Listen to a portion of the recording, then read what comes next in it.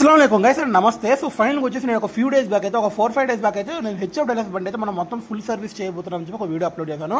So కొంచెం late అయింది ఈ వీడియో అప్లోడ్ చేస్తాను. సో మొత్తానికి వచ్చేసి ఈ బండికి అసలు ఏమేమి చేశారో దీనికి ఎంత ఖర్చు అయింది ఏంటి అని చెప్పి నేను మీకు క్లారిటీ చెప్తాను. వీడియో అయితే లాస్ట్ వచ్చేసి ట్రై చేయండి, అక్కడ స్కిప్ చేయమని అక్కడ ఓకేనా.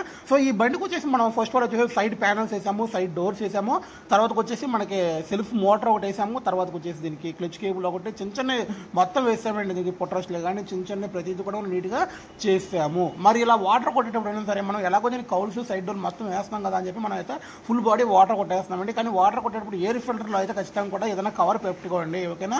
ఎందుకనంటే మరి నేనైతే కొత్త ఎయిర్ ఫిల్టర్ వేస్తాను కాబట్టి నేనైతే మీకు అలా కొట్టేస్తున్నాను. సో మీరు కనుక కంపల్సరీ కూడా అలా కొట్టేటప్పుడు కంపల్సరీ కూడా ఏదైనా కవర్ కానీ క్లాత్ కానీ ఆ హోల్లో కనుక మీరు పెట్టేసుకున్నట్టయితే లోపలికి అయితే వాటర్ అనేది వెళ్ళదండి. సో మొత్తానికి వచ్చేసి మనం అయితే దీనికి సాయి కంపెనీ వాడుతున్నామండి. ఎందుకన్నా మరి ఒరిజినల్ వాడచ్చు కదా, సాయి కంపెనీ ఎందుకు వాడుతున్నాం అన్నా మీరు దాన్ని అడగొచ్చు. ఓకే అండి, మరి దీనికి సాయి కంపెనీ ఎందుకు వాడుతున్నారంటే వీళ్ళు వచ్చేసి పొలం పళ్ళకి వెళ్ళేటోళ్ళండి. మనం ఎంత ఒరిజినల్ సరే అసలుకే ఆగవు. సో కాబట్టి మనం అయితే దీనికి సాయి కంపెనీ వేస్తున్నామండి. ఇంకో విషయం ఏంటంటే మనకు ఒరిజినల్ పార్ట్స్ అనేవి ఏదైనా సరే డబల్ ఉంటాయండి రేటు ఓకేనా. ఇప్పుడు ఈ సైడ్ డోర్స్ ఉన్నాయి కదండి, ఈ సైడ్ డోర్స్ వచ్చేసి మనకి ఒరిజినల్ వచ్చేసి 1000 రూపాయలు 1200 చిల్లర ఉంటాయండి. తర్వాత వచ్చేసి ప్యానల్స్ కూడా 900 1000 రూపాయలు ఉంటాయండి. అవి ఇవనుకోండి 600 700 లోపే ఉంటాయి, ఎంతండి ఎక్కువ ఉండవు. సో దీనికి వచ్చేసి మనం సెల్ఫ్ మోటార్ వేద్దాం అని చెప్పి ఓడ తీసేవండి. సెల్ఫ్ మోటార్ అయితే పాత మొత్తం స్టక్ అయిపోయింది. మరి కొత్తది వేద్దాం కదా అని చెప్పి చూస్తున్నాం కదండి, మ్యాగ్నెట్ కవర్ అది అనేది ఏమైందంటే పగిలిపోయింది. అది పగిలిపోవడం వల్ల లోపలికి మన చైన్ నుంచి వెళ్తున్న బురద కానీ మట్టి కానీ మొత్తం అందరూ వెళ్ళిపోయింది చూసారు కదండి. ఇంకా మ్యాగ్నెట్ కాయిల్ అయితే పోలేదు, చాలా చాలా ఘోరంగా ఉందని సిచ్యువేషన్ అయితే. ఇది ఎందుకు పగిలిపోతుంది ఏంటంటే చైన్స్ పాయింట్లు పాడైపోయినప్పుడు, చైన్స్ పాయింట్లు అరిగిపోయినప్పుడు కొంతమంది లింక్ మీద లింక్ తీపిచ్చేసుకుని అలా తిరిగేస్తూ ఉంటారండి. అలా తిరిగేసినప్పుడు ఏమైంది, ఎప్పుడైనా సరే వెనకాల చైన్ పడితే ఏం కాదండి, ఎదర చైన్ పడిందంటే సిచ్యువేషన్ ఇలాగే ఉంటుందండి. చూస్తున్నారు కదండి, దీనికి మ్యాగ్నెట్ కవర్ అయితే పగిలిపోయింది. దీన్ని అయితే మనం నీట్గా పెట్రోల్తో క్లీన్ చేసుకున్నాము. అయినా సరే జిడ్డుగానే ఉందండి. జిడ్డు అయితే అసలుకే వరడే చికాకు వచ్చి ఇరిటేషన్ వచ్చి వాటర్ అయితే ప్రెజర్తో నీట్గా క్లీన్ చేయడం జరిగిందండి. దాంతోపాటు దీనికైతే మనం ఎంసీల్ రాసామండి. మళ్ళీ ఇప్పుడు మనం మ్యాగ్నెట్ కవర్ చేంజ్ చేసుకోవాలి అంటే మరి కొత్తదైతే దొరకదు ఓకేనా. దొరికిద్ది కానీ కొంచెం కాస్ట్ ఉంటుంది.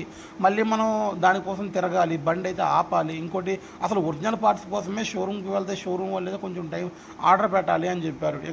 ఈ మ్యాగ్నెట్ కవర్ అయితే ఎన్ని రోజులకు వచ్చిందో ఏంటో, ఇది పెద్ద తలపోటు ఎందుకు వచ్చింది కదా అని చెప్పి మనం అయితే చిన్న అట్టమ్మక్క కట్ చేసుకుని దానికి సరిపడా సైజులో కట్ చేసుకుని దానికైతే మన నీట్గా అయితే ఎంసీఎల్ రాయడం జరుగుతుంది. దీనికి చూస్తున్న సెల్ఫ్ మోటర్ ఎంత గంగా స్టక్ అయిపోయిందో.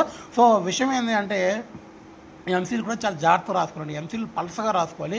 ఎంసీల్ రాసుకున్నాక కూడా మనకి తర్వాత వచ్చేసి మనకి స్పాకెట్ కవర్ ఉంటుంది. ఆ స్పాకెట్ కవర్ కూడా ఎక్కే అంత గ్యాప్ అయితే ఉండాలి. ఆ స్పాకెట్ కవర్ ఎక్కలేదనుకోండి, ఎంసీల్ ముద్దకు పెట్టేసి గలీజ్కి పెట్టేసి అంటే మాత్రం ఆ స్పాకెట్ కవర్ ఎక్కదు, మొత్తం చికాకు అయిపోద్ది.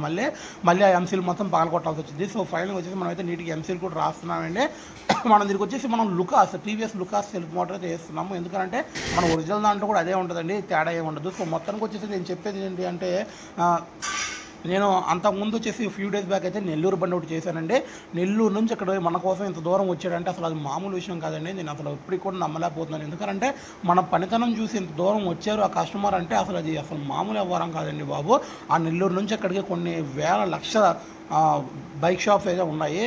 కానీ అంత దూరం వచ్చారంటే ఆయనకి ఎంత విరక్తి పుట్టి, ఎంత చికాకు వచ్చి, ఎంత ఇరిటేషన్ వచ్చి ఆయన వచ్చారంటే అది మామూలు విషయం కాదండి బాబు. వచ్చి ఆయన ఇక్కడ ఓపికతో ఉండి అక్కడైతే 1 month అపాయింట్మెంట్ తీసుకోమని చెప్పారంట. లేకపోతే కొంతమంది 3 days 4 days ఉంచుకున్నారంట. మ్యాగ్నెట్ కాయిల్ వేసారంట, సీడీ రూట్ చెక్ చేశారంట, వైరింగ్ చెక్ చేశారంట. ఏది చేసేదో అవ్వట్లేదు ఆయన చికాకు వచ్చి మన దగ్గరికి వచ్చారంటే మాత్రం అది మామూలు విషయం కాదండి. దీనికి వచ్చేసి మనం సైడ్ స్టాండ్ కూడా వేస్తున్నాం. ఎప్పుడైనా సరే అండి సైడ్ స్టాండ్ దీన్ని చూసారా, పాత అంతకుముందు వీడియోలో పెట్టాను. సైడ్ స్టాండ్ అయితే సగం కొరిగేసి ఉందండి.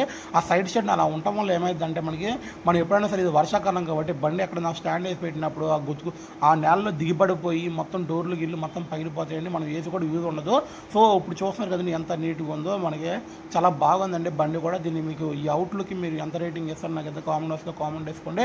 అంతకుముందు లుక్ ఎలా ఉంది ఏంటి అది కూడా మీకు తెలియాలంటే మాత్రం ఒక్కసారి వీడియో అయితే వెళ్ళి చూడండి, అంతకుముందు వీడియో ఓకేనా. సో మొత్తం వచ్చేసి ఎవరైనా కొత్తగా కనుక చూసుకోండి, సబ్స్క్రైబ్ చేసుకోండి, లైక్ చేయండి, ఫాలో అవ్వండి.